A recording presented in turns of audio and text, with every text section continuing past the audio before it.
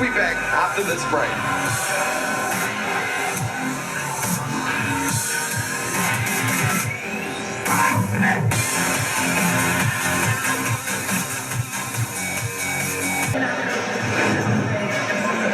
Well, we saw some spectacular knees from Times and some good head kicks from Aratima, but he didn't throw enough against the relentless pressure of Dane Williams. They showed a clean pair of whiskers and a really strong heart, a lot of intestinal fortitude as he continued to throw down throughout the bout. And that right hand is probably the story of the fight. He punched Aratima more than Aratima kicked him. And the decision, let's go to Lieutenant Dan Hennessy.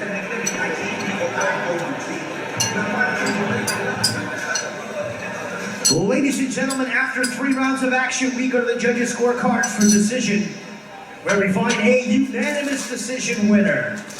Your winner, fighting out of the blue corner, Dane Williams.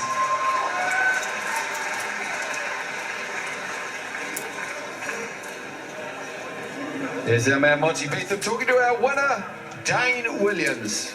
Well, Daniel's contrasting styles as a puncher versus kicker, but also height differences. How did you find that against the tall man? The bigger opponent definitely drains the gas tank a bit faster than finding somebody your own size, but I had an easy time cutting weight for the fight, so it wasn't too much of a problem. I had my full energy. I was in my best shape. Now, you're coming from a boxing background into kickboxing. What makes it that much more exciting and makes you get across the line and be a kickboxer? Well, I like to exercise my variety in the things that I do in life, but it was definitely quite challenging getting used to your shins being hit. So like when I first started kickboxing, it took me like 2 months to recover from a fight. Now I'm down to about 2 weeks. This is after about 3 years. So I just had a fight 13 days ago, so it's getting better over time. There you go, one of your first fight, the reserve fight, Dane Williams. And welcome back to King of the Ring. This is the lightweight, the 62 kilo 8-man eliminator. We have had that development. The reigning champion, Alexei Fencerapizos, has been ruled out from continuing by the doctor. So Dane Williams, the man who won the reserve fight, will go ahead into the semi-final against Joey Balon. Of course, on the other side of the coin, Sonny Vanathi, the two-time champion, up against the newcomer, and Sammy the Shank Hill. Well, I think Dane Williams was the first one, obviously, in the reserve match, and didn't quite. He had a little bit longer than most because he had time to recover, go back and assess the situation and look at the people that are fighting on top. But what a great opportunity for a guy that was a reserve fighter at first, but now gets a shot, like a real shot, and trying to go on with this. Alexei Fencerapizos has a concussion, therefore he is unable to continue. He will be replaced by a replacement fighter a little bit early on in the night. He will be replaced by one Dane Williams. So here we go, ladies and gentlemen. This is semi-final fight number 1. Introducing first, making his way to the blue corner, ladies and gentlemen, this is Joey Balon!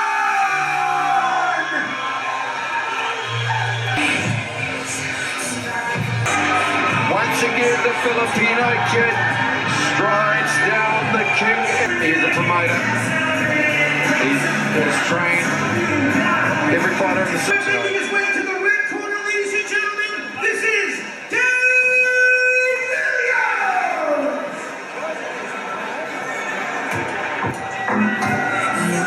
Well, he certainly doesn't look worse for wear after his bout with Nick Aratima. He was the former New Zealand featherweight boxing champion, and he will look to establish that right hand in particular against the Southpaw and Joey Balon. Greg Nesbitt, head trainer in his corner, up against Dane Williams.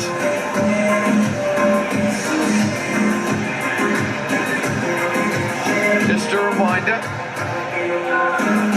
His opponent fighting out of the red corner, representing ETK North Shore. He's a 2008 and 2011 New Zealand lightweight silver medalist. Here we go, Clyde Kelly bringing together our first semi-finalists. Think about like fans at all times. Protect yourselves at all times. You know the rules. Touch out, stay back, and we'll fight. Okay? Yep. Dane Williams, the reserve fighter, thrown to the semi-final in the white. Balon the Mohawk. Ready. And here's the Southpaw. Let's have a look. And a big kick there immediately from Balon. And another one as Dane Williams tries to come forward and get those hands to work. Another heavy kick there from Balon. Goes high with the kick, keeps that right hand busy. Little right hook landing there. Williams trying to find a home for that right hand.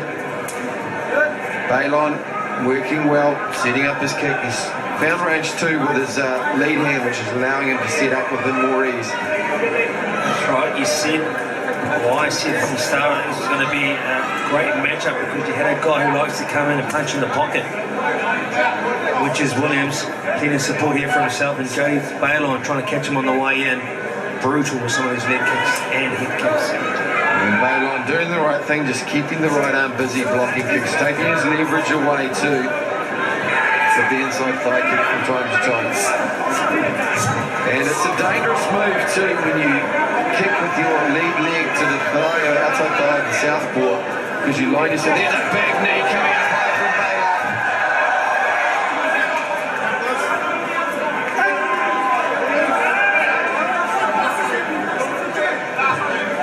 Balon going back to that long jab of his, the inside thigh of Williams. There's a big left hand.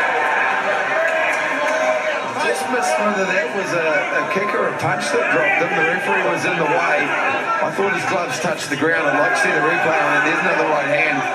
Balon just needs to keep his composure there and make sure he doesn't give anything away. There's a right hand from Williams. That one landed. It stung Balon. Then another one with the left hook. Balon with a right hook to the ear and a left kick to get himself out of dodge. Just remember, you're only allowed 1 8 count too. Nice check from Williams with the cross check. Balon going with the outside. There's a right hook that dropped Williams. Well, if there's any question about the fit, well, okay. Well, we'll call that even Stevens. Balon switching down, switching across to conventional for a moment there. Remember his right hand's his natural power hand. And there's a left hook over the top off the right uppercut. Nice change up from Joey Balon. That one was a cuff around the back of the head, pushed down. Williams, I think those legs are starting to feel it. This is the first round, just 20 seconds to go. Balon has worked well. He has been clipped on a couple of occasions.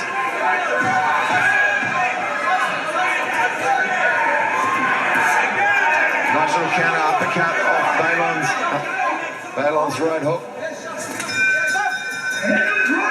Well, Dane Williams has shown he can be dangerous, but for the most part I think he was outpointed on that round, but he did have a flurry which I believe legitimately rocked Balon. Listen to me really carefully on this, okay? You're doing really well. No, Dane, focus on me. Don't focus on anything else right now. Every time you're going forward with your hands, you are creating a fucking uncomfortable world for him, okay?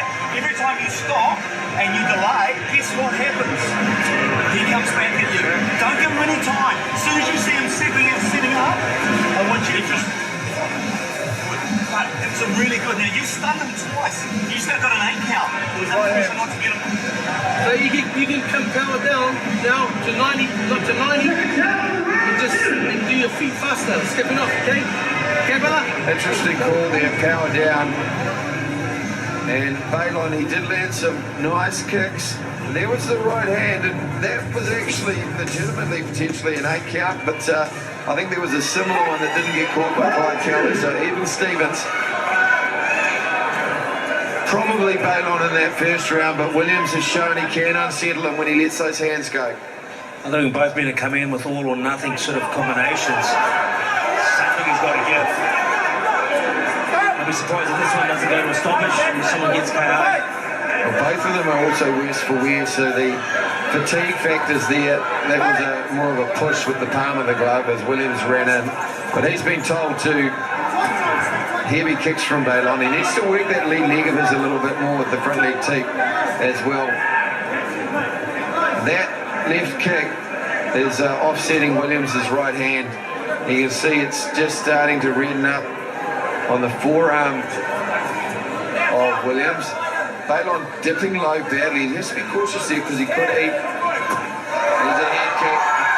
As you say he could eat a right knee if Williams chooses to throw it when Balon slips so heavily down there. Williams is spinning backfish from nowhere.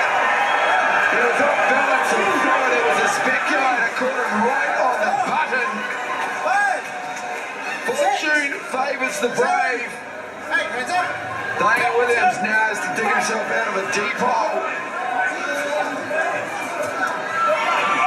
And here's another right hook there from Balon. He pulls down the glove. Big left hand there from Balon. Let's see if Carly calls it an 8 count. He calls it an 8 count, second 8 count, the fight is over. Well, for the bout that was looking very even, the spinning back fist